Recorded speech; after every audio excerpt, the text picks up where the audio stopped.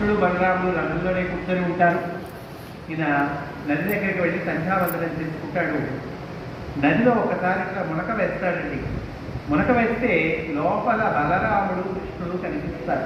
అదేమిటి ఇక్కడికి వచ్చారు, లోపల నీటి లోపల కనిపించారైతే వీళ్ళు రథంలో ఉన్నారు కదా అని మళ్ళీ ఆ మునక వేసిన వాడు లేచి మళ్ళీ రథం వైపు చూస్తాడు.